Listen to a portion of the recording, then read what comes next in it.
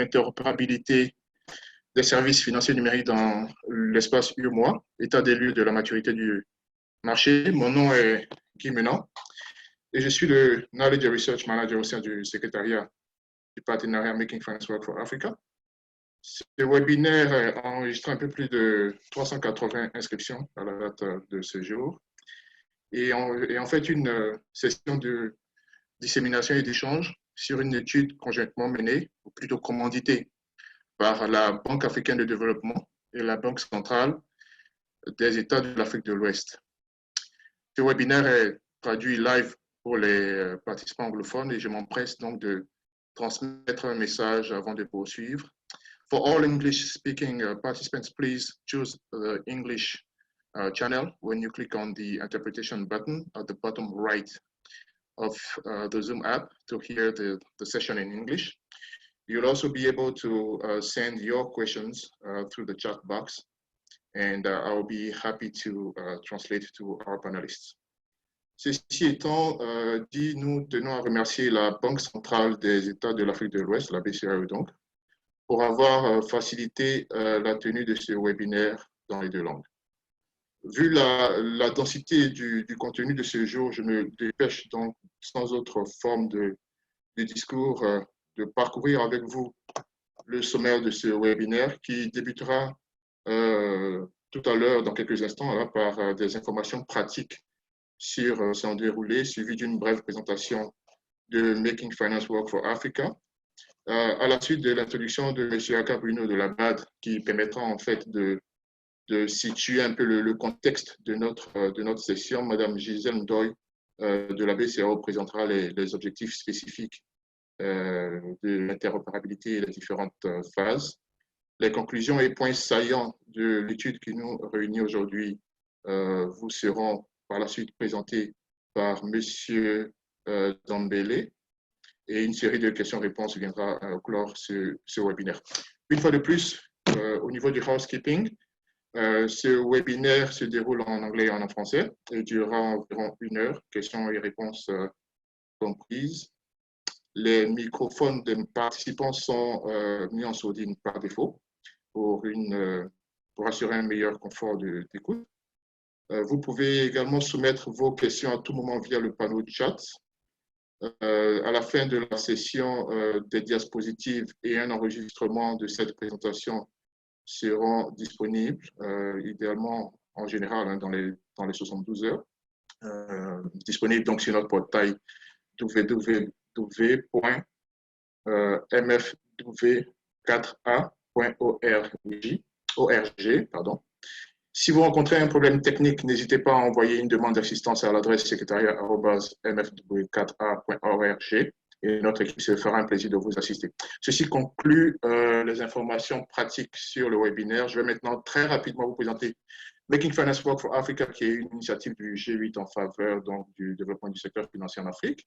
Les 3 piliers stratégiques interdépendants sont l'inclusion financière, le financement à long terme, la stabilité et la gouvernance financière, et la recherche et la gestion des connaissances constituant donc un pilier transversal. Le partenariat réunit en son sein la Banque africaine de développement, GIZ, l'Agence allemande de développement, l'AFD, l'Agence française de développement, la Banque européenne d'investissement, le ministère des Affaires étrangères des Pays-Bas, Afrexim Bank et la Commission de l'Union européenne. Une fois de plus, bienvenue à ceux qui viennent de nous rejoindre à ce webinaire sur l'interopérabilité des services financiers numériques dans la zone UEMOA, état des lieux de la maturité du marché. Nos panélistes, comme vous le savez déjà maintenant, sont au nombre de 3 et je vais vous les présenter succinctement. Monsieur Bruno Aka est le chargé principal des systèmes de paiement et d'inclusion financière digitale à la Banque africaine de développement. Il est ingénieur statisticien. Il totalise plus d'une vingtaine d'années d'expérience professionnelle dans le secteur. Expérience acquise au sein d'institutions telles que la BCAO, la Société financière internationale, le groupe de la Banque mondiale et le Fonds d'équipement des Nations unies. Au sein de la BAD, M. Aka dirige plusieurs projets d'inclusion financière, dont celui sur l'interopérabilité des services financiers numériques dans la zone UEMOA. Madame Gisèle Ndoye est notre seconde panéliste. Elle est directrice de l'inclusion financière à la BCAO. Elle compte à son actif 15 années d'expérience en qualité d'expert technique et de chef de projet dans les services financiers et les systèmes de paiement. De par ses fonctions, Mme Doyle couvre l'inclusion financière, la finance numérique et la microfinance. Avant de rejoindre la BCAO, Mme Doyle travaillait aux États-Unis. Elle a rejoint la BCAO en 2004. Elle travaillait donc aux États-Unis dans plusieurs institutions en tant que directrice des finances et consultante. Enfin, notre dernier panéliste et speaker principal est M. Mohamed Dambélé. M. Dambélé est Senior Advisor pour le cabinet PricewaterhouseCoopers et fondateur de D&D Advisory, spécialisé dans la gestion de projets. Il possède plus de 25 années d'expérience dans le domaine du conseil aux entreprises technologiques et de l'informatique. Certifié hacker éthique et project management professional, M. Dambélé a été l'associé responsable de l'étude de l'évaluation de la maturité du marché de l'UEMOA pour l'interopérabilité des services financiers numériques, objet donc de notre webinaire de ce jour. Dans un peu plus d'une demi-heure, nous démarrons la série des questions. Je me tourne maintenant vers M. Aka afin qu'il nous dise un peu plus sur l'engagement de la Banque africaine de développement en faveur de l'inclusion digitale. M. Aka, à vous. Merci beaucoup, M. Ménan. C'est vraiment un plaisir pour moi de participer à ce panel. Et effectivement, on a tellement à dire que je vais essayer d'aller rapidement à l'essentiel, vu que le temps qui nous est imparti est assez court. Mon intervention va s'articuler exclusivement en 3 parties. La première partie, je vais présenter, je vais présenter un peu l'approche et la stratégie de la Banque africaine de développement en matière d'inclusion financière digitale. La deuxième partie de mon intervention va se focaliser sur l'exposé de quelques initiatives et mécanismes au sein de la Banque africaine de développement dans sa perspective donc d'être le leader d'inclusion financière. Et enfin, je partagerai avec vous quelques exemples de projets que nous soutenons, que nous avons soutenus et qui concourent effectivement à promouvoir l'inclusion financière digitale. Mais bien avant, juste quelques chiffres que je vais partager avec vous pour planquer le contexte et voir un peu les défis que le continent africain alors rencontre. Principalement, on notera qu'au niveau du continent, le taux d'inclusion financière est le plus bas dans le monde, de façon générale. Aujourd'hui, grâce à leurs données de Global Findex 2017, 53% de personnes sont incluses financièrement, contre 68,5% mondialement. Par ailleurs, au niveau des adultes, seuls alors 80% d'adultes, ou bien 20% d'adultes ont accès aux services bancaires classiques, dont majoritairement alors des femmes qui sont exclues. Et on notera également aussi que l'écart entre sexes en matière d'accès aux services financiers est de 11% au niveau du continent, comparé à la moyenne mondiale de 9%. Et par ailleurs, une bonne frange des PME également des soucis d'accès aux fonds pour le financement de l'activité. Donc, ce qui m'amène maintenant à présenter ma première intervention type, de vous présenter un peu la vision de la Banque africaine de développement en termes d'inclusion financière. On notera simplement que pour la Banque africaine de développement, c'est l'accès universel aux services financiers, capable donc d'apporter une contribution significative à une croissance inclusive et à la réduction de la pauvreté. Et cela avec l'objectif à la clé qu'à l'horizon 2030, nous puissions alors permettre aux populations âgées de 15 ans et plus de pouvoir accéder donc aux services financiers formels. Et pour ce faire, la banque a mis en place une stratégie d'inclusion financière écosystémique axée sur 3 piliers essentiellement. Donc, d'abord, partant de la mise en place d'infrastructures, tant d'infrastructures de paiement que d'infrastructures de développement du marché financier, jusqu'à la mise en place également aussi bien au soutien apporté à l'innovation technologique à travers toutes ces formes, passant bien sûr par le plaidoyer constant auprès des régulateurs pour la mise en place d'un cadre réglementaire favorable au développement de l'inclusion financière.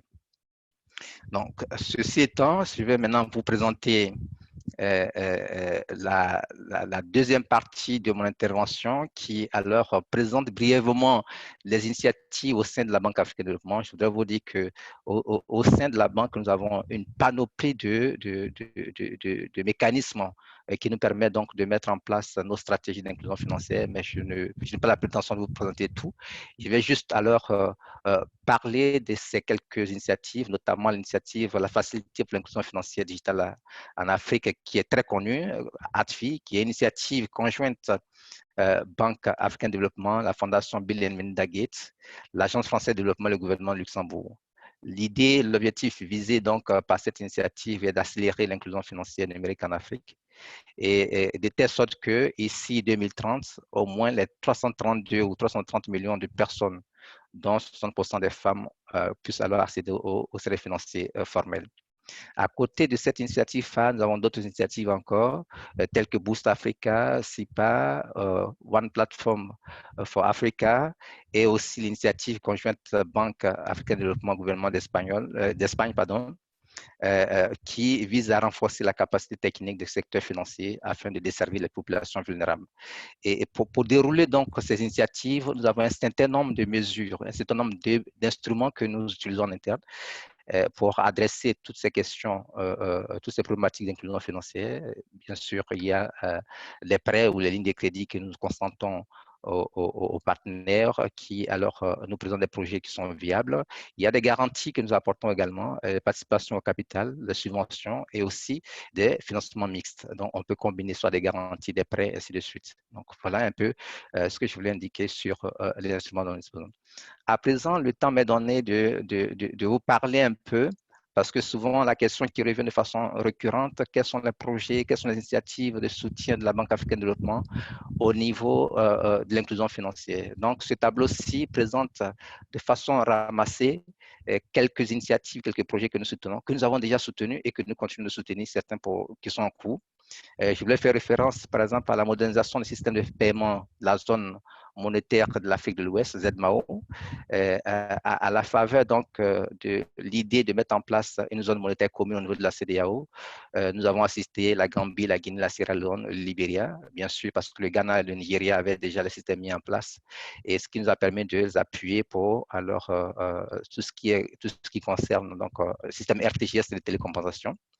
Une autre initiative à laquelle je vais faire référence, c'est l'intégration des systèmes de paiement et de règlement de la communauté de l'Afrique de l'Est, incluant bien sûr le Soudan que nous soutenons actuellement pour un montant de, comme vous pouvez voir dans le tableau, pour un montant de près de 24 millions d'unités de compte. Et il y a aussi alors une initiative phare similaire à ce que nous soutenons à la Banque centrale de l'État de l'Afrique de l'Est, c'est l'interopérabilité des paiements de la zone CEMAC.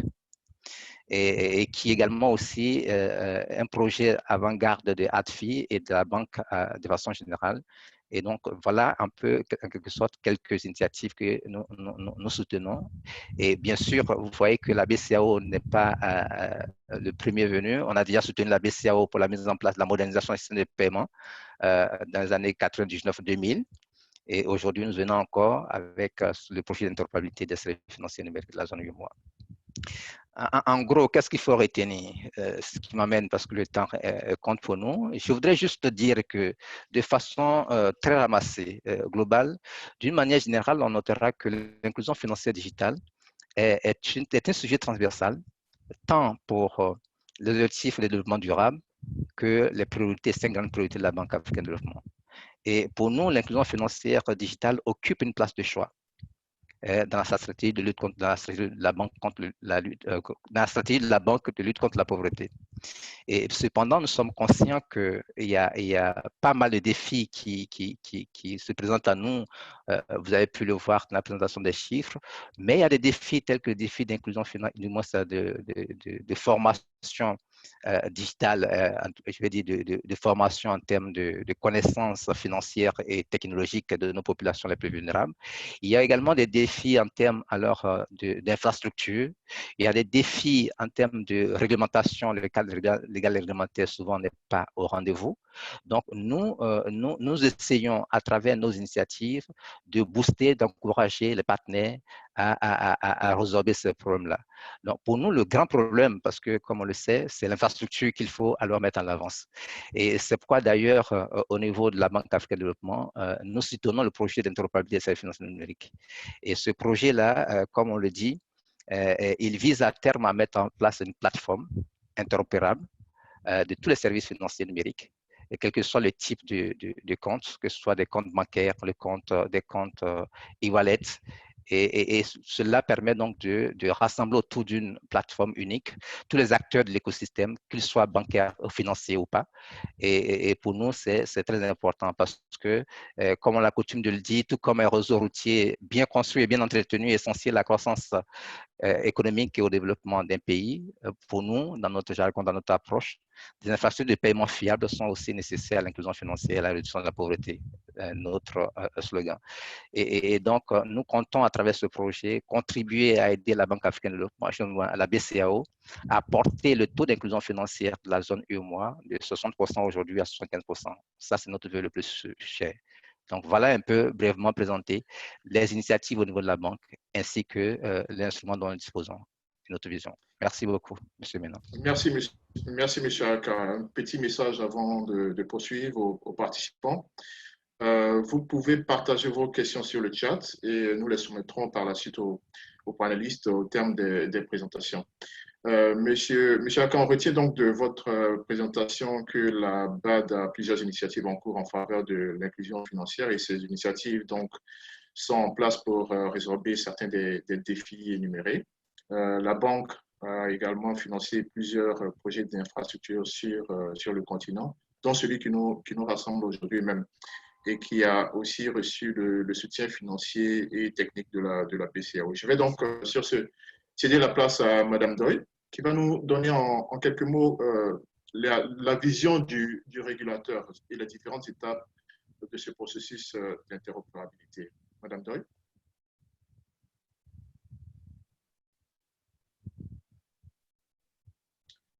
Madame Doyle, votre micro est en sourdine. Donc, voilà.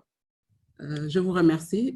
Chers panélistes, chers modérateurs, chers participants à ce séminaire, c'est avec un grand plaisir que nous participons à cette rencontre sur un sujet qui a occupé une place importante dans la mise en œuvre du projet d'interopérabilité des services financiers numériques, initié depuis 2017 par la BCAO. Juste pour vous dire que c'est un projet très ambitieux pour la Banque centrale. Au niveau de l'inclusion financière, au-delà de ce projet, comme M. Aka l'a dit tout à l'heure, nous avons en charge la mise en œuvre de la stratégie régionale d'inclusion financière, mais également l'élaboration et la mise en œuvre de la réglementation sur les services financiers numériques dans ce projet et le suivi de la monétique interbancaire régionale et du JUM-UMOA, entre autres.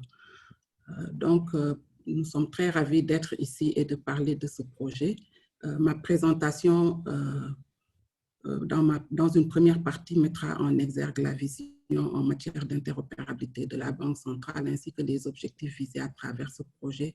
Elle présentera ensuite la démarche adoptée dans sa mise en œuvre ainsi que les principales caractéristiques du projet avant de faire son état d'avancement. Je pense que M. Aka a déjà mis un focus sur les enjeux de ce projet, une partie de la vision, mais je voudrais juste dire que ce projet se justifie non seulement par le besoin d'intégration économique au niveau des 8 pays. Vous savez que nous sommes 8 pays et nous avons une seule banque centrale, une monnaie et un cadre réglementaire unique. Mais ce projet vise également à régler le problème de fragmentation de l'écosystème des paiements dans la zone. Si vous le voyez bien, nous avons plusieurs initiatives d'offres de services de monnaie de paiement dans la zone, mais chaque acteur évolue dans son propre réseau. Nous avons quelques initiatives d'interopérabilité, mais parfois dans des réseaux fermés, qui induisent une inefficience du traitement des transactions, mais également au niveau des acteurs, mais au niveau des clients. Et cela crée parfois des risques liés aux mécanismes de compensation et de règlement des transactions électroniques. Donc, et la multiplicité de ces initiatives crée également est née de plusieurs partenariats qui engendrent des coûts élevés des services financiers offerts à la population. Donc, vous connaissez, certains connaissent bien notre zone. Je vois des participants qui sont de l'Asie. Dans notre zone, les 8 pays, nous avons 149 établissements de crédit, plus de 500 institutions de microfinance et 10 établissements de monnaie électronique.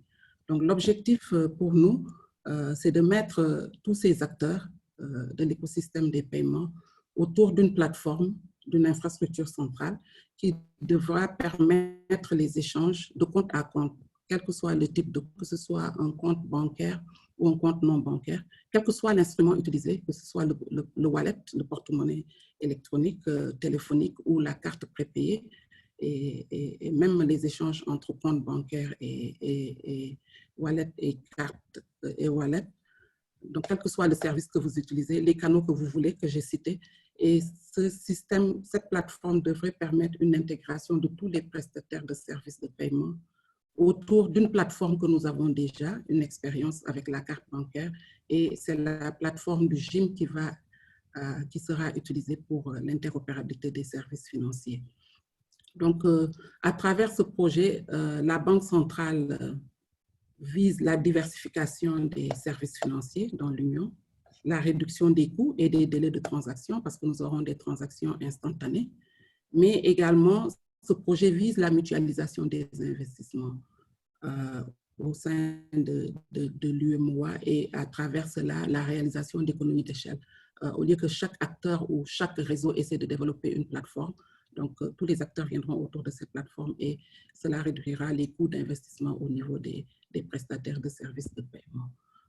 Pour la Banque centrale, les enjeux, c'est la maîtrise des risques liés à la compensation et au règlement des opérations financières. Aujourd'hui, certains acteurs règlent les transactions au niveau de certaines banques et la surveillance de ces infrastructures de paiement nous relève qu'il y a des risques parfois et des risques sur le règlement des opérations. Et in fine, nous pensons que ce projet contribuera au renforcement de l'inclusion financière des populations et des petites et moyennes entreprises. Quelle démarche avons-nous adoptée? Nous avons eu une démarche structurée, participative. Je pense comme à l'accoutumée, la Banque centrale de plus en plus implique toutes les parties prenantes dans les projets en cours. Donc, au niveau de la conduite du projet, nous avons réalisé des études de faisabilité, une sur la capacité technique de la plateforme pour déterminer les axes d'évolution, la seconde sur le marché dont les résultats sont présentés au cours de ce séminaire. En rapport avec les acteurs, tous nos travaux sont soumis et en vue d'harmoniser les points de vue et de s'assurer de la prise en compte des préoccupations et des spécificités des acteurs, ainsi que leur appropriation du projet. Donc, à ce titre, nous avons réalisé plusieurs activités, donc des rencontres spécifiques avec les hauts dirigeants des institutions financières. Nous avons également organisé des sessions de formation à l'endroit des agents techniques de ces structures sur l'interopérabilité, comprendre l'interopérabilité, les enjeux de l'interopérabilité et ce qui les attend par rapport à ce projet. Nous avons également conduit des travaux thématiques des groupes thématiques qui ont échangé sur les règles de fonctionnement, le modèle économique ainsi que l'architecture technique.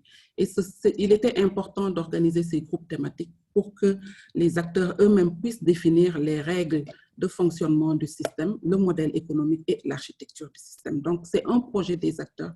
Notre rôle, le rôle de la BCEAO, c'est de les accompagner à définir toutes ces spécifications. Et enfin, une concertation régionale a été organisée pour adopter tous les travaux, valider tous les travaux qui ont été réalisés. En termes de spécification de l'interopérabilité, slide suivante, je pense qu'au niveau des règles opérationnelles, nous avons retenu l'adoption des paiements instantanés avec la méthode push, donc la transaction est initiée par le client. Nous avons choisi le numéro de téléphone comme identifiant, donc comme alias, et nous avons pris en compte tous les canaux classiques et modernes de transaction, tels que les réseaux d'agents, mais aussi le QR code, l'USSD, l'application mobile, etc. Les acteurs qui seront essentiellement les banques, je dirais d'une façon les établissements teneurs de compte aujourd'hui. Donc, les banques, les établissements de monnaie électronique, les institutions de microfinance, les services financiers de la Poste et les trésors publics qui vont également se connecter à cette plateforme. Les services, au titre des services qui seront réalisés au niveau de cette plateforme, nous avons les services de transfert de compte à compte, les paiements marchands, les paiements de factures, ainsi que les opérations de retrait et de dépôt. Nous avons également défini tout ce qui est mesures liées à la sécurité et la qualité des services et à la protection des consommateurs. Au titre du modèle économique, nous avons identifié trois niveaux pour le modèle économique. Le niveau 1 qui concerne les participants directs, donc les établissements financiers. Donc, c'est la redevance et le coût de la transaction qui seront payés. Donc, la redevance et le coût de la transaction qui seront payés au gestionnaire de la plateforme. Le niveau 2, c'est l'interchange. Ça concerne les acteurs eux-mêmes, donc les établissements financiers qui vont faire ces transactions, qui auront à payer un interchange pour l'utilisation des infrastructures de leurs confrères. Et le niveau 3, c'est le coût final au client qui est orienté inclusion financière. Donc, à ce titre, nous sommes en train de finaliser les travaux pour que les autorités de la Banque centrale puissent marquer leur accord sur les coûts qui seront utilisés dans le cadre de l'interopérabilité. S'agissant des spécifications techniques, nous pourrions indiquer que la plateforme sera disponible 24 heures sur 24, 7 jours sur 7, avec un règlement différé. Et nous avons adopté la norme ISO 20022 pour le format des messages. Donc, de commun accord avec les acteurs, nous l'avons adopté. Et nous avons aussi défini les exigences pour soutenir la qualité et la sécurité. Où en sommes-nous aujourd'hui et quelles sont les prochaines étapes? Donc, pour l'année 2019, nous dirons que nous avons 3 étapes fondamentales pour une mise en œuvre progressive. Donc, c'est la préparation de l'interopérabilité avec le choix de la solution et l'accompagnement des acteurs qui est en cours. Donc, nous avons beaucoup échangé avec la Banque africaine de développement sur ce dossier. En cours, nous avons également la mise en œuvre progressive de l'interopérabilité qui va intervenir en 2021.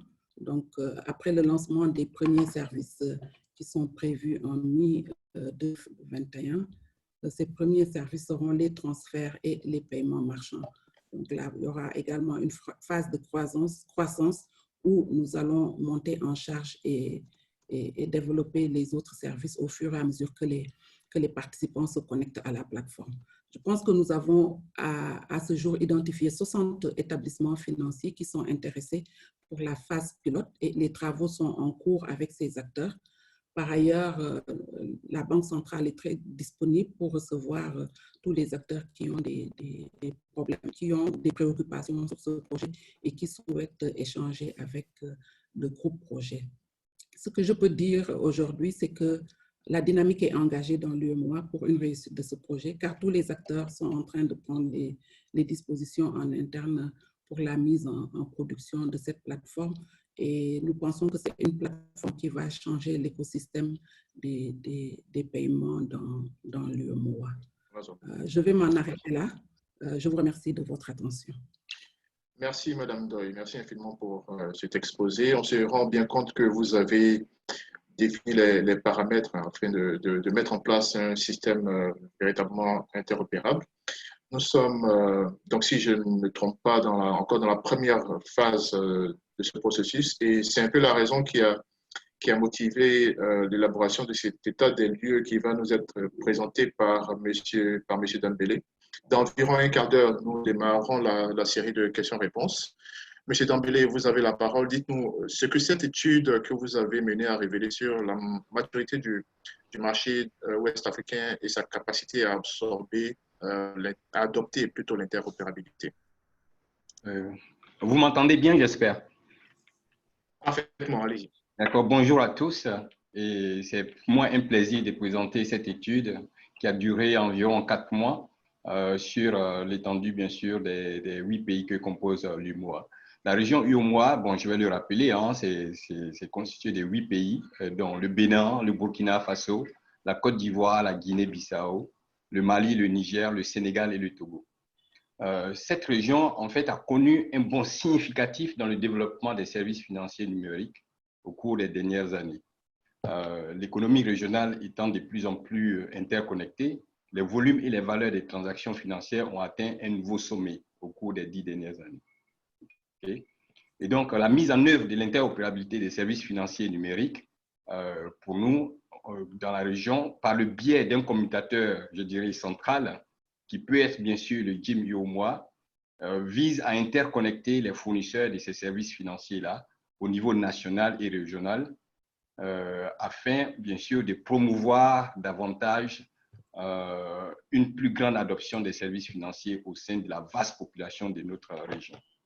Alors, l'objectif global de ces projets, de l'évaluation de la maturité du marché de l'UOMOA pour l'interopérabilité des services financiers que nous avons conduit, c'est de faciliter en fait l'interopérabilité des paiements et des transferts dans les 8 pays de la région.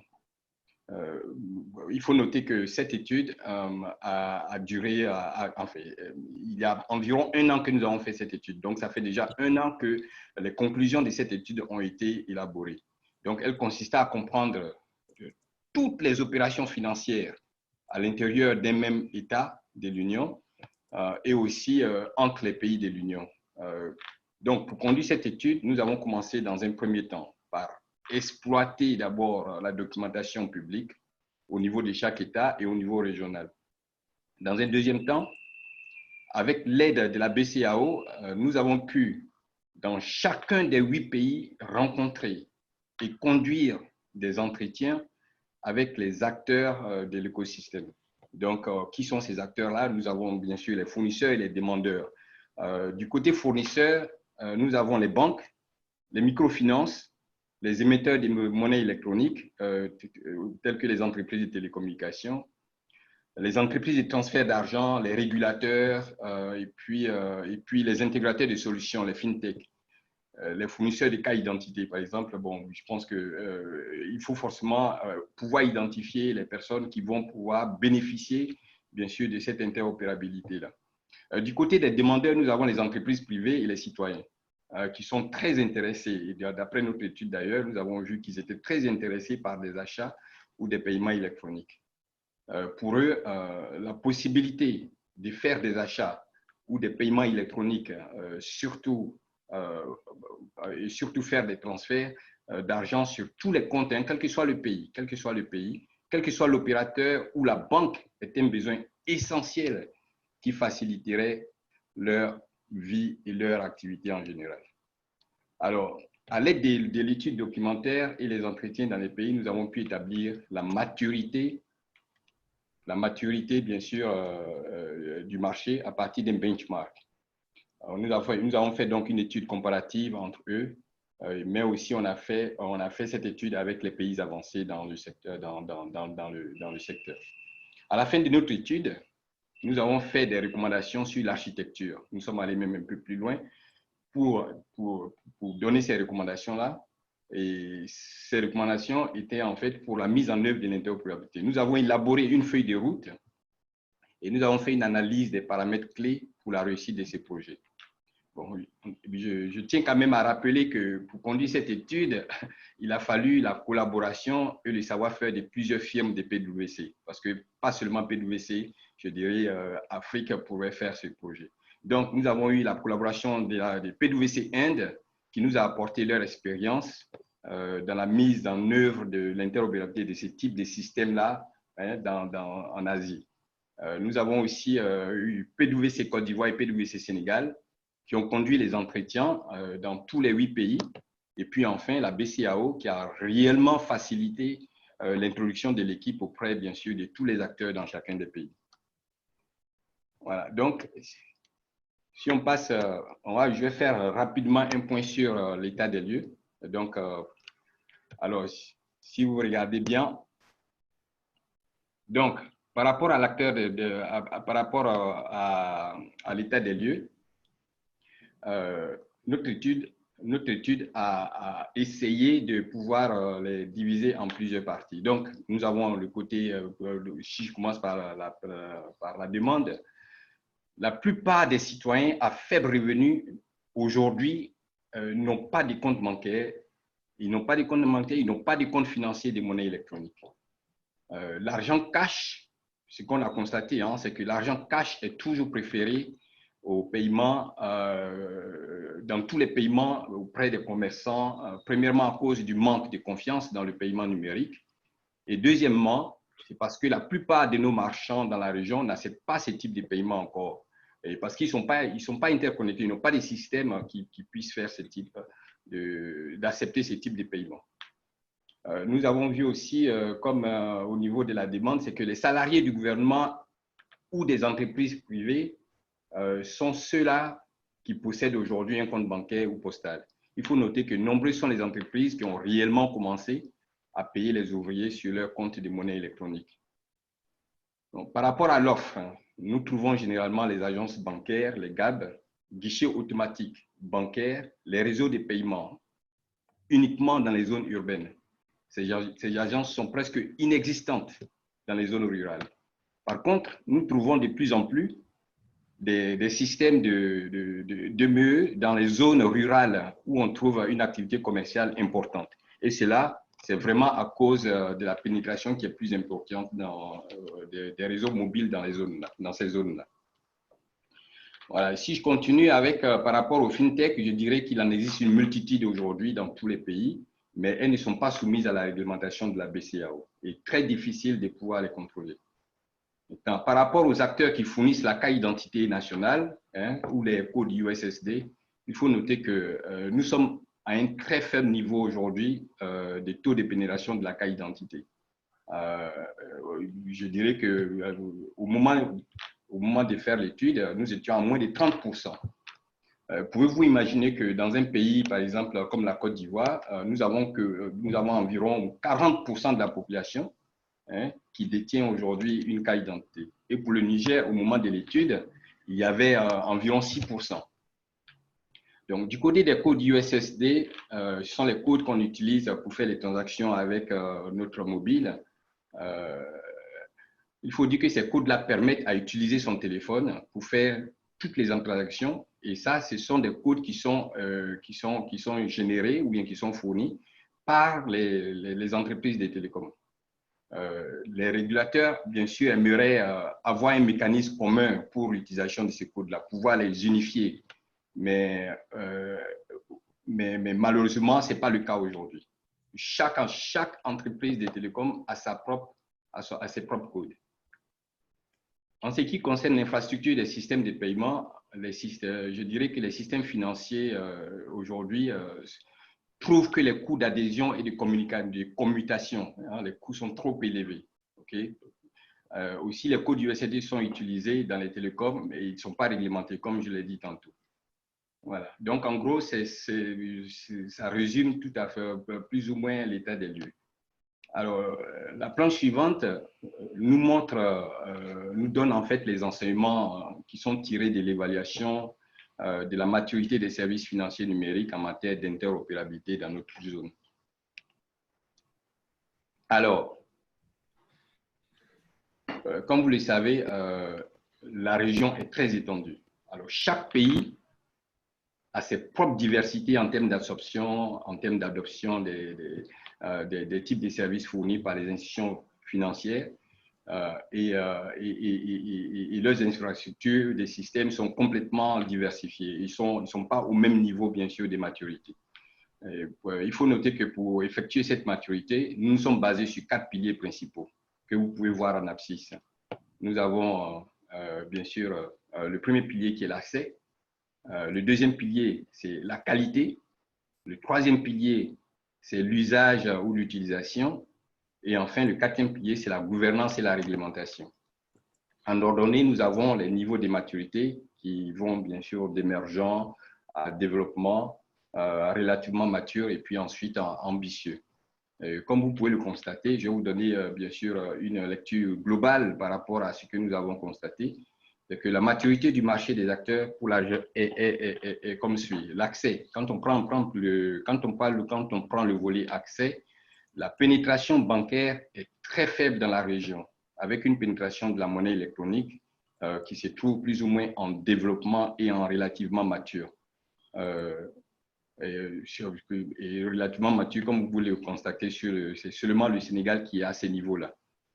La pénétration des points de contact est également évaluée en développement pour la région. Si vous regardez. Maintenant, si on regarde le côté qualité, la qualité des services financiers dans la région selon l'adoption de l'infrastructure a été évaluée comme en développement. Il faut noter que seulement la Côte d'Ivoire et le Sénégal, parmi les 8 pays, se démarquent bien sûr des autres et sont relativement matures. Alors, quand on regarde l'usage, selon la tarification, l'adoption et l'utilisation des services financiers numériques dans les services publics surtout, la maturité de la plupart des pays est émergente et en développement d'un point de vue régional. Okay? Ici, on voit que c'est seule la Côte d'Ivoire qui est relativement mature. Maintenant, quand on regarde le côté gouvernance et réglementation, tous les pays ont été évalués au même niveau de maturité. Ils sont tous en développement. Donc, il faut retenir de l'étude des maturités que l'utilisation des services financiers numériques se situe au niveau émergent et en développement, qui sont les deux derniers niveaux, les deux premiers niveaux dans l'échelle des maturités. La mise en œuvre de l'interopérabilité des systèmes de paiement, on pense que cela faciliterait le passage, bien sûr, de la région, de l'état maturité en développement au stade maturité ambitieux. C'est d'ailleurs pour cela que dans notre mission, nous avons proposé différentes étapes immédiates pour considérer qu'on doit considérer selon un certain ordre pour la mise en œuvre de l'interopérabilité. C'est d'ailleurs ce qui apparaît sur la planche. Voilà. Ouais, très bien. OK. Selon PwC, on pense que la première étape pour mettre en place l'interopérabilité des systèmes, conformément à la feuille de route et choisir le modèle d'interopérabilité, c'est soit une mise en œuvre par le Big Bang, c'est-à-dire ça consiste à passer de l'interopérabilité des systèmes en un bond, tout le monde passe, tout le monde est interopérable le même jour, ou par une méthode qu'on va appeler la méthode échelonnée ou la méthode par phase. La deuxième phase, la deuxième étape consiste à définir le cadre de gouvernance qui officialise la mise en place des différents comités de pilotage. Donc, comité de projet, comité de pilotage, la gestion, les organes de gestion des programmes, tant au niveau national qu'au niveau régional. Okay? Et notre troisième étape qu'on a définie, c'est l'identification des conditions juridiques et préalables et le cadre juridique pour réglementer cette nouvelle façon d'opérer. Et je pense que la BCEAO a déjà commencé, bien sûr, ces différentes étapes-là, selon ce que Mme Doy vient de nous dire. La quatrième étape, c'est la définition du modèle économique viable au niveau opérationnel afin d'encourager toutes les parties prenantes, que tout le monde puisse adhérer au projet. Sans adhésion des parties prenantes, des acteurs, ce programme ne pourra pas, bien sûr, aboutir. La cinquième étape, c'est définir les préalables opérationnels et techniques en termes de continuité des activités, en termes de conformité au niveau des normes EML, KYC, et aussi en termes d'évolution technologique et d'expérience client. Voilà. Alors sur la page, nous avons quand même, on ne peut pas faire ce genre de programme sans penser au risque. Hein. Donc, c'est ce qui est la slide que vous voyez. Certains risques qu'on a identifiés sont faibles et d'autres sont plus importants. Alors, quand on regarde, le premier risque que nous avons identifié, c'est que l'adoption de l'interopérabilité aujourd'hui peut être très faible ou trop lente, ce qui peut se traduire par le statu quo, c'est-à-dire que les populations vont continuer à utiliser l'argent liquide et ne vont pas utiliser, bien sûr, l'argent électronique. Nous pensons que, selon nous, pour mitiger ces risques, il faut un encouragement des transactions électroniques et peut-être aller même plus loin en imposant des frais sur l'argent comptant. Au niveau, par exemple, des guichets automatiques, ou bien faire une taxation sur les marchandises pour tout paiement en argent comptant. C'est-à-dire, quand tu payes en argent comptant, c'est plus cher que lorsque vous payez avec une monnaie électronique. Je vais sortir un tout petit peu. Entre parenthèses, quand on prend le cas, par exemple, de l'Inde aujourd'hui, l'adoption a été très rapide. Et ça, c'est à cause, bien sûr, d'une circonstance involontaire. Il y a eu tout simplement, à un moment donné, un manque de liquidité sur tout le territoire indien. Et cela après un changement facial des billets au niveau de la Banque centrale. Donc, tout le monde, sans exception, a eu recours à la monnaie électronique. Il n'y avait pas de choix, en fait. Et ça s'est passé en un mois. Et donc, du coup, ils sont très, très, je dirais, matures par rapport à nous. Un autre risque que nous avons identifié, c'est l'adoption qui peut être aussi trop rapide. Si la population commence je dirais, à adopter, bien sûr, la solution très rapidement, alors que les fournisseurs ne sont pas prêts. Et quand je parle d'être prêt, c'est vraiment être prêt sur le plan communication, sur le plan technique et sur le plan même de leurs services. Okay? Et donc, pour nous, on pense qu'il faut assister et booster, bien sûr, tous les acteurs du marché et qu'ils soient prêts et qu'ils soient au courant, qu'ils aient une idée très claire de quand est-ce que l'interopérabilité sera en place afin qu'ils soient prêts le jour du lancement. Le troisième risque que nous avons identifié est le fait que les gouvernements et les régulateurs ne suivent pas la transformation immédiatement. Et ça, on peut le constater aujourd'hui même dans la téléphonie mobile. Chaque fois on voit que c'est plutôt les opérateurs de télécommunications qui poussent les régulateurs à se conformer à leurs besoins. Donc, d'ailleurs, pour nous, c'est le plus grand risque que nous avons identifié. Alors, donc, le dernier risque, c'est lorsque la solution n'est pas adaptée du tout aux attentes. Ça pourrait entraîner une perte de confiance de tous les utilisateurs, de tous les consommateurs qui vont retourner, bien sûr, au paiement par cash. Et pour éviter cela, on pense qu'il faut une très bonne gestion des programmes et projets de l'interopérabilité. Il faut faire tous les tests nécessaires. Il ne faudrait pas, bien sûr, sauter d'étapes. Il faudrait surtout trouver rapidement aussi des problèmes aux soucis des utilisateurs. Voilà. Donc, ça, ce sont les risques que nous avons identifiés. Bien sûr, il y a beaucoup plus de risques. Et d'ailleurs, notre étude montre qu'il y a beaucoup plus de risques, mais nous avons plus ou moins résumé ces risques-là pour cette présentation. Malgré tous ces risques, bien sûr, et selon notre étude, l'interopérabilité des services financiers sur la zone UEMOA et même au-delà même de la zone est nécessaire et demandée.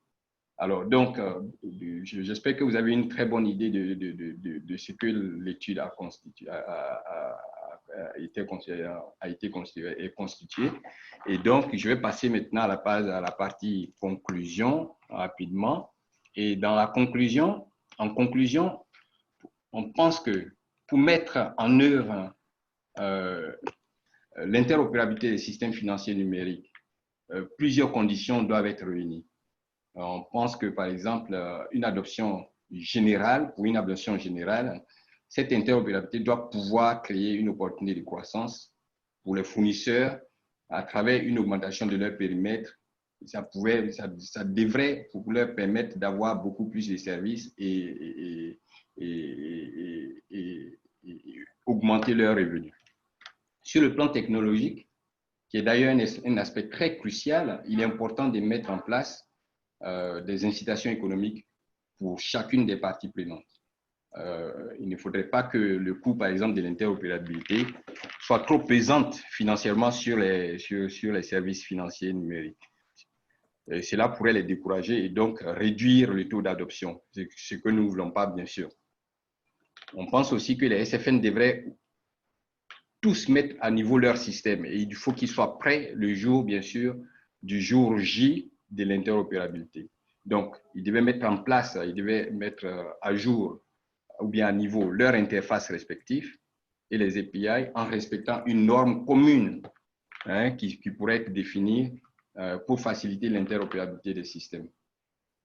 Il faudrait mettre en place aussi, comme je l'ai dit tantôt, une gouvernance ad hoc pour la mise en œuvre du programme d'interopérabilité. Je pense que ça, ce serait peut-être le plus gros, l'un des plus gros soucis à mettre en place, parce que cette gouvernance-là, qui va solliciter tous les acteurs de la région, des acteurs nationaux dans chacun des pays, mais aussi régionaux, est une chose à vraiment considérer. Il faut l'implication de tous. Donc, nous avons les prestataires de services, les PME, les régulateurs, les gouvernements, les représentants des utilisateurs qui doivent tous être associés et travailler d'une façon cohérente et coordonnée. Alors, donc, nous recommandons définitivement une équipe PMO qui soit solide et qui pourrait coordonner toutes les activités contenues dans la mise en œuvre de ces projets d'interopérabilité. Aussi, ce projet ne peut pas se faire sans modification juridique et réglementaire. Je pense que Mme Doy a touché un point là-dessus. Cela va engendrer bien sûr de nouvelles procédures juridiques. Ces procédures-là, elles doivent être bien pensées et doivent impliquer tous les acteurs. Il est important d'identifier, par exemple, et définir des procédures qui pourraient être prêtes avant même la mise en œuvre, bien sûr, de l'interopérabilité, mais aussi peut-être penser aussi aux procédures au fur et à mesure, au fil du temps, au fur et à mesure qu'on met en œuvre le projet d'interopérabilité. Un point important, c'est aussi la mise en place des services de call center et de support technologique pour pouvoir venir en aide à tous les utilisateurs. Et il faut surtout retenir que l'adoption massive et quasi totale sera atteinte, on pense, dans tous les pays, que lorsque l'utilisateur final pourra accéder à un service qui est, viable, interopérable, et qu'il pourra effectuer ces transactions avec tous les acteurs qui sont présentement même exclus du système. En l'occurrence, les marchands, les boutiquiers du quartier, je vais même jusqu'à dire dans les villes, les taxis, ainsi de suite. J'ai parlé tout à l'heure des quasi-totales par rapport à l'adoption. Mais en fait, quand on regarde, je pense qu'on ne pourra jamais atteindre, disons, les 100%. Je prédis que ce ne sera pas possible à 100% avant 20 ans. Et c'est là, pourquoi? Simplement parce que nous avons une population, une petite, je dirais, partie de la population qui est encore analphabète et donc difficile, bien sûr, d'utiliser les plateformes qui pourraient faciliter l'inclusion financière. Alors, avant de terminer, je peux vous remercier et vous dire que le travail que nous avons fait a été rédigé sur plusieurs pages, environ, je dirais même plus de 500 pages. Et le résumé en 15 et 20 minutes, vraiment, c'était déjà un défi. Bon, j'espère que la clarté de la présentation a été acceptable et je me mets vraiment à votre disposition pour toute question ou bien pour toute information supplémentaire. Je vous remercie. Merci, Monsieur Dembélé. Je ne vais pas résumer tous les enseignements issus un peu de ce travail. Tout ce que je peux dire, c'est que votre ambition était de tenter de faire passer ce système d'un stade de maturité en développement au stade de maturité ambitieuse. C'est un terme qui est assez parlant. Merci infiniment. Je pense que nous allons entamer la série de questions-réponses. Nous avons Madame Corinne Riquet en ligne, à qui nous avons souhaité, qui a souhaité contribuer un peu sur la problématique spécifique des SFD et des institutions de microfinance, en attendant que les difficultés techniques soient résolues et qu'on puisse ouvrir son micro. Je vais déjà... Est-ce qu'il n'est pas ouvert, mon micro? Bonjour, Monsieur Ménan. Bonjour, Madame Riquet. Alors, je voudrais donc introduire rapidement Madame Corinne Riquet, qui est le point focal du SIGNAP en Afrique subsaharienne.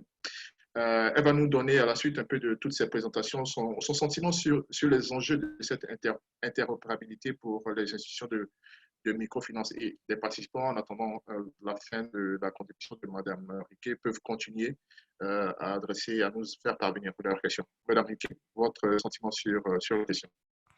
Merci bien, bonjour à tous. Donc, merci pour cette opportunité de pouvoir partager un peu quelques pensées sur ce sujet.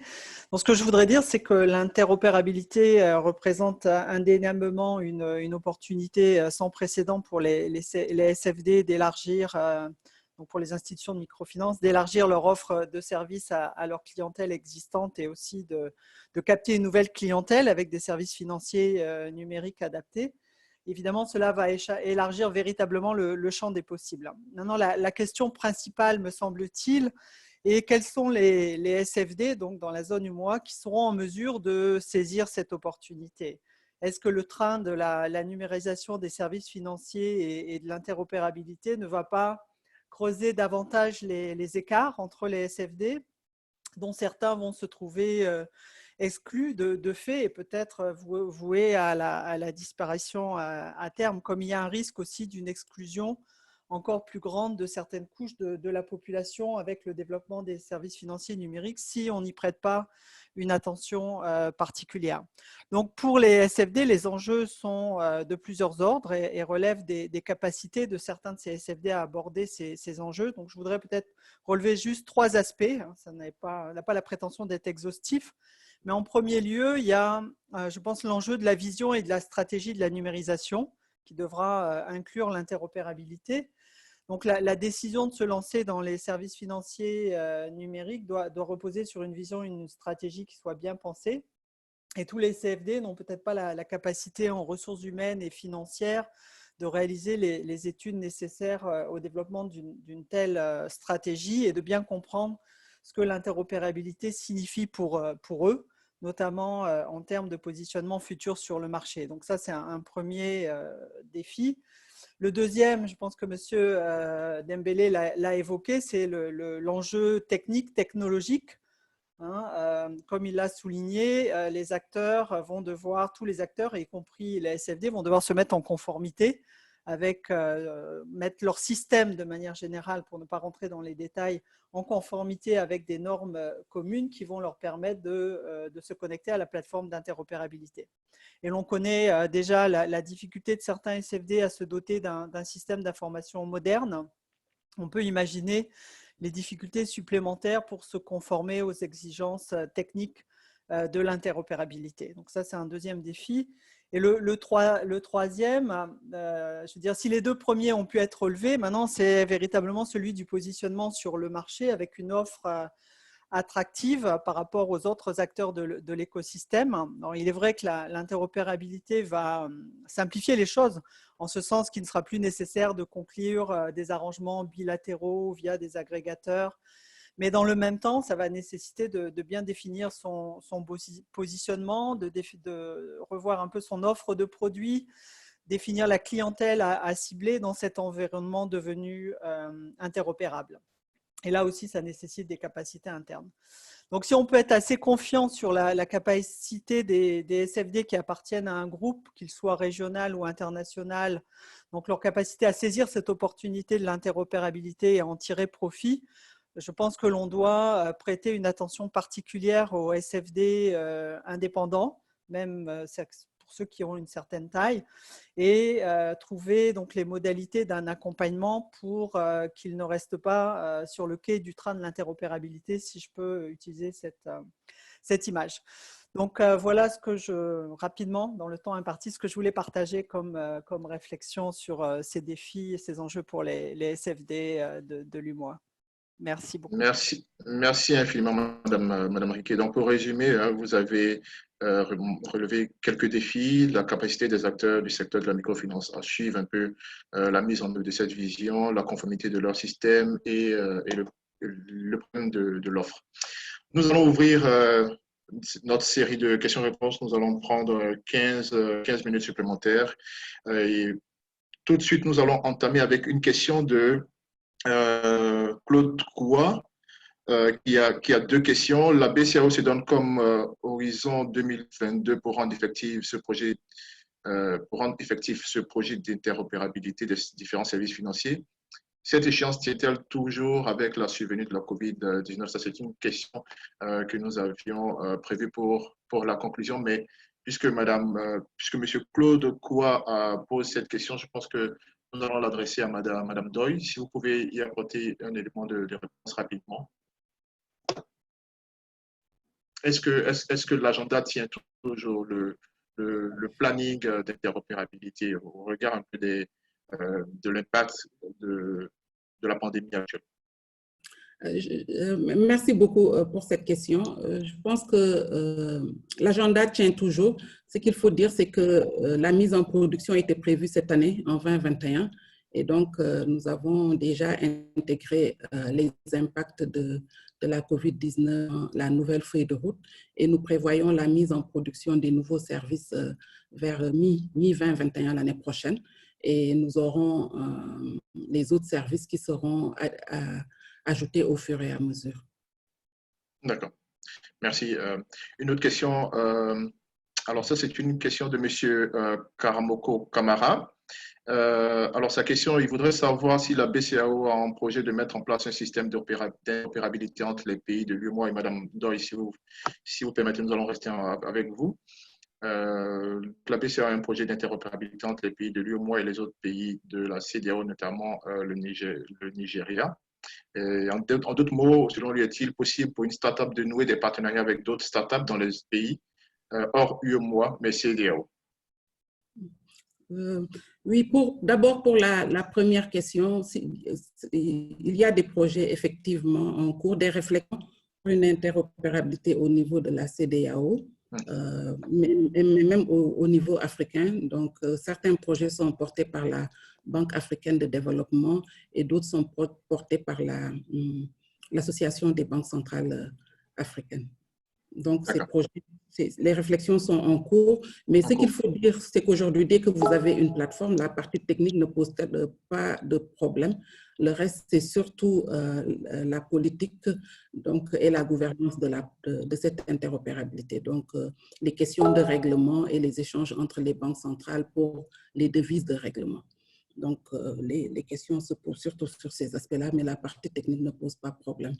S'agissant des startups au niveau de l'UEMOA, des fintech, ce que je peux dire, c'est qu'au niveau de la Banque centrale, les autorités ont mis en place un comité fintech qui est en train de réfléchir sur le cadre opérationnel à mettre en place pour intégrer ces entreprises dans la réglementation de la Banque centrale, mais également les accompagner et voir comment ces entreprises peuvent contribuer au développement de l'écosystème. Donc, les travaux sont en cours. Nous avons plusieurs chantiers en cours. Je pense que peut-être c'est le temps qui ne nous permettra pas de présenter toutes les initiatives que nous avons au niveau de la Banque centrale, mais nous avons des autorités qui sont à l'écoute du marché et qui nous encouragent à aller vers le marché, à échanger avec les acteurs. Et je suis sûre que les gens ont dû le remarquer que ces dernières années, la maison mère c'est beaucoup ouverte et les gens sont venus là-bas pour plusieurs conférences et nous tenons des réunions régulièrement avec les entreprises qui le désirent. Il suffit de faire une demande à monsieur le gouverneur et nous vous accueillons, nous échangeons, nous vous écoutons et nous essayons de prendre en compte vos préoccupations dans les travaux en cours, notamment les travaux réglementaires et au niveau du projet d'interopérabilité. Pour le moment, nous avons identifié les acteurs du projet d'interopérabilité. Ce sont ceux qui sont teneurs de compte. L'étape suivante, c'est de voir comment les fintechs pourront accompagner, je pense, les institutions de microfinance, comme vient de le dire Mme Corinne Riquet. Ces institutions ont besoin d'accompagnement et nous pensons que les fintechs auront leur partition à jouer. Par ailleurs, je pense que tout à l'heure, quand M. Aka a présenté l'accompagnement de la BAD, il a oublié de dire que la BAD est en train d'accompagner aujourd'hui les institutions de microfinance à mettre en place des centres de traitement informatique qui apportent toute la connaissance que Corinne vient de citer, donc en termes informatiques, en termes de gouvernance. Ce CTI existe déjà au Sénégal. Nous allons les mettre en place au niveau du Niger et de la Côte d'Ivoire avec l'appui de la BAD. Nous sommes à la recherche de partenaires techniques et financiers pour pouvoir les mettre en place dans tous les pays de l'Union. Parce que l'objectif, c'est 8 pays, ce n'est pas 1 ou 2 ou 3, mais c'est que toutes les institutions de microfinance puissent participer à cette plateforme et nous reconnaissons qu'elles ont besoin d'accompagnement et nous avons des projets en cours. Maintenant, un projet peut prendre 1 an, plusieurs années, en fonction de la prise en compte de tous les aléas qu'il y a. Il faut un financement pour mettre en œuvre un projet. Mais nous discutons, nous avons notre partenaire, la UNCDF, qui nous accompagne dans la recherche de fonds pour tous ces projets. Je vous remercie. Merci, Madame Doy. Je vais me tourner maintenant vers Monsieur Aka. Une question de Monsieur Tokumbo Paul, qui voudrait savoir si le projet intègre également le NAIRA. C'est une question un peu qui est un peu la suite un peu de celle sur les startups du Nigeria. Alors, il faudrait savoir si le projet intègre aussi la monnaie du Nigeria, au regard un peu des informations que vous avez partagées sur l'Éthiopie, le Soudan et tout ça, etc. Et surtout, il pose cette question un peu au regard un peu du poids du Nigeria dans la région et dans l'Afrique en général. Oui, ok. Merci beaucoup, M. Ménan. Effectivement, c'est une très belle question. Pour l'instant, comme on l'indique, c'est le projet d'interopérabilité des services financiers numériques dans l'UEMOA. On est parti de cette option parce que déjà la chance que nous avons, c'est qu'au niveau de l'espace UEMOA, nous avons une banque centrale commune, une monnaie commune, plus facile. Mais dans nos accompagnements, comme je l'ai indiqué pour l'Afrique de l'Est, également aussi pour l'Afrique centrale que nous soutenons, c'est que notre objectif est de soutenir les grands blocs. Et comme Mme Doyle l'a dit tantôt, il y a des réflexions à haut niveau qui sont en train d'être menées pour voir comment, à terme, intégrer tous ces systèmes de paiement-là. Donc, dans l'immédiat, encore une fois de plus, le projet d'interopérabilité des services financiers numériques de l'UEMOA, c'est pour la zone UEMOA, les 8 pays que M. Dambélé a bien rappelé. Mais bien sûr, nous envisageons de soutenir tous les grands blocs de telle sorte que, in fine, on puisse avoir un système de paiement interopérable au niveau de tout le continent. Merci. Merci. Monsieur Dambélé, une petite question sur les banques et les télécoms de la part de M. Karamoko Kamara. Est-ce que le projet est tel que vous le suggériez? Est-ce qu'il concerne seulement les banques et les télécoms? Et selon lui, sa question, c'est il souhaite savoir si les startups comme la sienne sont prises en compte, au moins au stade actuel, au stade conceptuel actuel.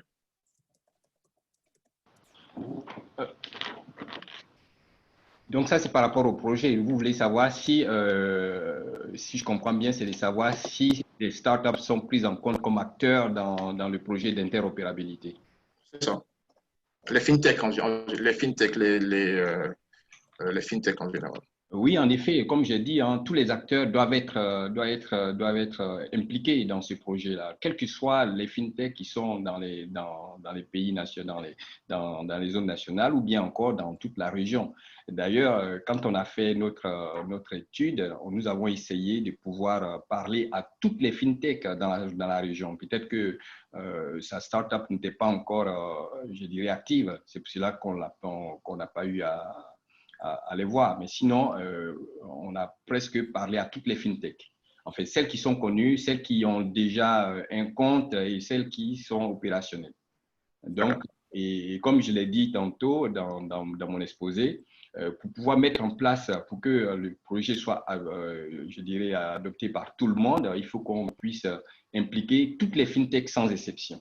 Parce que c'est ces fintechs-là qui vont aider en fait à la réussite, bien sûr, de ces projets d'interopérabilité. D'accord. Merci. Je vais rester avec vous. Vous avez évoqué au cours de votre exposé le problème des coûts des transactions.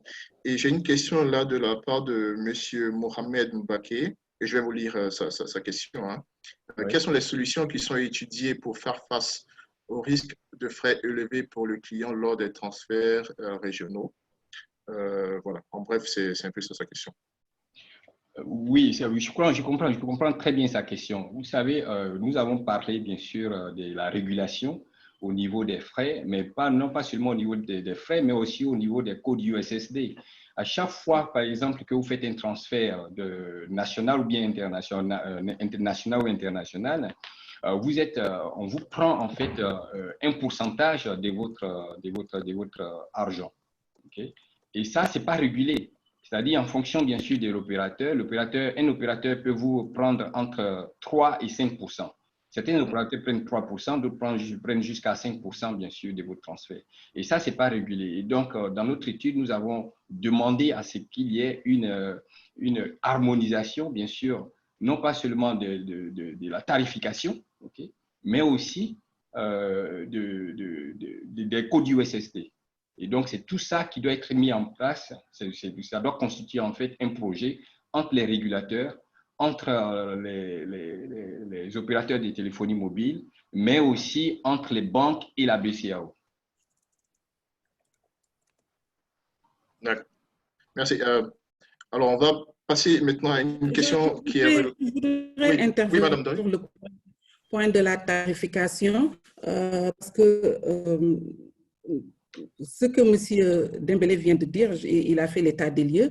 Nous aussi, nous avons commandité une autre étude en collaboration avec la Banque mondiale où nous avons passé en revue la tarification des services financiers numériques dans l'UEMOA. Et l'objectif, c'est de faire une collecte sur une certaine période et de pouvoir après faire des propositions aux acteurs. Nous savons que cette tarification est un frein à l'inclusion financière, mais nous avons aussi des sociétés, des entreprises qui font du business. Ce ne sont pas des philanthropistes, et ça, il faut le savoir. Et par ailleurs, le secteur financier est libéralisé. Donc, pour maintenant parler de la question de la tarification avec les acteurs, il faut d'abord connaître le marché, connaître la structure des frais, etc. Et pour pouvoir s'asseoir avec les acteurs et échanger avec eux sans pouvoir toucher en disant, sans que ce soit négatif sur leur bottom line à la fin de la journée. Donc, c'est ça notre objectif. Donc, les travaux sont en cours, comme je l'ai dit, il y a beaucoup de chantiers, mais c'est une question que nous traitons au sein de la Banque centrale. Vous avez aujourd'hui l'exemple au niveau du secteur bancaire avec une instruction qui a été prise par la Banque centrale pour la réduction des coûts, de certains coûts du secteur bancaire et également pour la gratuité de certains services. On compte faire la même chose pour les services financiers numériques et les travaux sont en cours. Je vous remercie. Merci, Madame Doy, pour ces compléments d'information. Donc, comme je le disais, nous allons rapidement prendre deux ou trois questions supplémentaires avant de boucler ce webinaire. Une question, cette fois-ci, qui a trait un peu au système, au marché financier régional. Alors, selon M.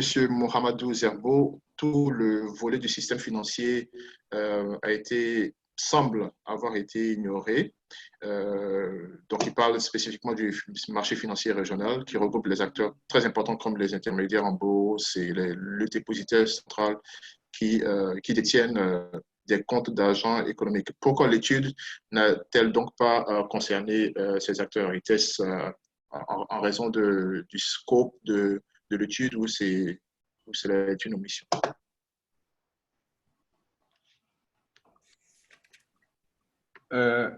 Bon, Madame Doy, je vais commencer à répondre et puis vous allez complémenter. Avant de faire l'étude, c'est-à-dire au moment du cadrage même du projet, nous avons essayé d'énumérer tous les acteurs qu'on pourrait contacter. Et donc, avec bien sûr, sous le contrôle bien sûr de la BAD et de la BCEAO, nous avons identifié ces acteurs-là et nous n'avons pas, en fait, je pense qu'on avait décidé, je ne sais pas si on avait décidé de contacter ces acteurs de la bourse, mais une chose est sûre, on n'a pas eu d'entretien avec eux du tout. Voilà. Ça, c'est ce que je peux dire. Bon, maintenant, pourquoi, je ne sais pas, mais je pense qu'il pouvait être aussi un acteur maintenant à considérer, bien sûr, dans cette étude et qu'il faut peut-être retourner vers eux et puis leur demander quel est leur avis et quels seraient leurs enjeux et par rapport à l'étude. Et leurs attentes. Madame Doy, vous souhaitez ajouter quelque chose? Oui, effectivement, c'était une question de scope de l'étude. Mais nous avons d'autres plateformes pour échanger avec les acteurs de ce secteur-là. D'ailleurs, nous sommes dans des groupes de travail avec les acteurs du marché financier au niveau du comité de normalisation bancaire et financière où nous traitons toutes ces questions sur de l'interopérabilité des services financiers numériques, dont le QR code, l'USSD, Je pense que le temps que nous avons ne peut pas nous permettre de tout vous dire. Nous échangeons également avec les opérateurs de téléphonie sur la tarification du code USSD. Si vous l'avez remarqué, récemment, beaucoup de pays ont pris des décisions pour réduire le coût de l'accès au code USSD. À côté, nous leur avons demandé de mettre en place des services de suivi de réclamation des clients pour nous assurer que toutes les fintechs qui viennent et qui font des demandes ont été prises en compte au niveau de ces sociétés de téléphonie mobile et que l'autorité de régulation des télécoms puisse suivre. Donc, nous avons plusieurs plateformes d'échange. Je pense que le système financier, il est un. Si nous avons parlé avec les banques et nous ne l'avons pas fait avec les autres, c'est parce qu'il y a d'autres moyens de le faire. Mais dans le cadre des études de suivi de ce projet, quand nous aurons à faire les études d'impact et autres, nous pourrons nommément les intégrer dans le scope et aller les écouter par rapport à leurs besoins. Et je pense que le projet ne va pas s'arrêter avec la mise en production. Le projet va continuer à évoluer et parce qu'il y aura de nouveaux besoins. D'ailleurs, nous allons lancer l'année prochaine les études de référence sur l'offre et la demande des services financiers. Et là aussi, nous écouterons tous les citoyens de l'UEMOA et nous allons travailler en collaboration avec les instituts nationaux de statistiques des 8 pays. Nous sommes une région, nous ne sommes pas un pays. Donc, en général, je n'aime pas la comparaison avec l'autre pays a fait, pourquoi la BCEAO n'a pas encore fait. Nous sommes 8 pays, 8 chefs d'État, 8 ministres de l'économie et des finances et des pays très différents. Je pense que nous identifions 3 groupes de pays. Donc, pour nous, il est important d'écouter tout le monde, d'évaluer les besoins de chacun avant de prendre des décisions. Donc, lorsque ça prend peut-être 1 mois pour un pays, ça peut nous prendre 3 à 4 mois. Nous avons 8 pays à écouter et nous devons mettre en harmonie leur point de vue avant d'avancer. Je vous remercie. Oui, Madame Dahu, si vous le permettez, je vais rester avec vous pour la dernière question de Madame Sanogo. Elle s'inquiète un peu de l'impact de l'interopérabilité sur l'inclusion des jeunes, notamment en milieu rural, du fait de l'absence d'offres en milieu rural. Est-ce que vous avez le sentiment que cette interopérabilité peut apporter quelque chose pour l'inclusion des jeunes, surtout en milieu rural? Je peux comprendre les préoccupations des uns et des autres. Peut-être dire que peut-être la maison mère, la Banque centrale ne communique pas beaucoup, mais nous avons une stratégie d'inclusion financière qui vise les jeunes, les femmes, le monde rural, et les petites et moyennes entreprises. Donc, nous aurons des stratégies pour chaque cible de cette stratégie, dont les jeunes. Nous sommes en cours en train d'élaborer une note d'orientation pour la digitalisation de la chaîne de valeur agricole et donc ça prendra en compte le milieu rural. Mais c'est vrai que comme Mme Sanogo l'a dit et que Mme Corinne Riquet l'a dit tout à l'heure, il nous faut des programmes spécifiques pour ces zones pour permettre à ces populations d'avoir l'accès géographique, mais également que la liquidité soit disponible au niveau de ces pays, de ces zones. Mais pourquoi la liquidité? L'objectif, c'est in fine, c'est qu'il y ait une réduction de l'utilisation du cash, que les gens puissent utiliser les wallets pour faire les transactions, que ce soit au niveau du petit commerçant avec les QR codes ou le porte-monnaie électronique au niveau de la boutique. Donc l'objectif, c'est après avoir mis tout cela en place, d'aller dans ces zones. Ça, c'est le travail des acteurs financiers, d'aller dans ces zones et d'identifier les grands commerçants et les former pour que les commerçants soient leurs représentants au niveau de ces zones-là. Nous avons aujourd'hui l'instruction de la monnaie électronique qui permet de faire le agent banking, comme on le dit dans les pays anglophones. Ce agent banking peut être développé dans le milieu rural pour permettre aux grands commerçants de représenter des établissements de monnaie électronique pour l'offre de services financiers dans ces zones. Mais à côté de cela, nous avons un programme régional d'éducation financière qui nous permettra de donner les outils nécessaires aux populations pour la connaissance en la matière. Donc, c'est ça, la direction au sein de la Banque centrale, la stratégie a été adoptée par les États en 2016. 8 pays, nous avons pris le temps de chercher les ressources nécessaires pour mettre en marche cette stratégie et nous avons plusieurs bailleurs qui nous accompagnent dans cette mise en œuvre. J'ai dit 8 pays, pas un seul pays. Donc, ce sont des projets ambitieux, des projets très lourds, mais des projets qui méritent qu'on prenne le temps d'écouter chacun avant d'avancer. Bien sûr. Merci, Madame Doy. Alors, la question de fin, celle-là s'adresse à notre keynote speaker, Monsieur Mohamed Dambélé. Je vais m'en vouloir de ne pas vous la poser. Vous avez eu un slogan assez parlant. Et Monsieur Adjo Cedro a rebondi sur ce slogan. Pour lui, sa question, c'est que signifie ce terme ambitieux dans la maturité du marché? Est-ce raisonnable de viser une progression du marché globalement en développement? Si en 30 secondes, 1 minute maximum, vous pouvez nous dire un peu pourquoi vous souhaitez passer d'un stade ambitieux, d'un stade de développement à un stade ambitieux alors que nous sommes encore à un stade en développement. C'est un peu pour résumer un peu sa question. Oui, tout à fait.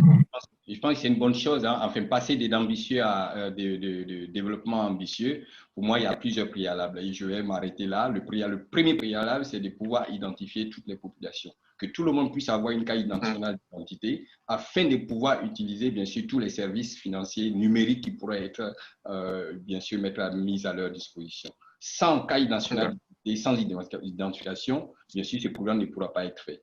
Donc, pour être ambitieux, pour atteindre le niveau de maturité ambitieux, il faut forcément une carte nationale d'identité dans l'ensemble des l'UMOA. Merci, monsieur Dambélé. Alors, une fois de plus, je voudrais dire un grand merci à nos panélistes. Je voudrais, avant de terminer, vous informer que certaines des questions ont déjà obtenu des réponses par les panélistes live sur notre chatbox. Donc, merci à nos panélistes. Alors, c'était M. Aka Bruno, chargé principal des systèmes de paiement et d'inclusion financière digitale à la Banque africaine de développement. Merci, M. Bruno, d'avoir participé, M. Aka Bruno, d'avoir participé à ce webinaire. Monsieur Ménan Guy, merci de nous inviter à cette table-là d'échange, de discussion et de partage de ce que nous faisons parce que souvent on ne communique pas assez. C'est vraiment un plaisir d'accompagner, de montrer que nous accompagnons nos États, d'accompagner la Banque centrale et nous sommes ouverts pour toute forme d'assistance, toute forme de contribution à l'émergence effective de notre continent. Merci beaucoup et puis bonne continuation. Merci aussi à Mme Gisèle Doy, directeur de l'inclusion financière à la BCEAO.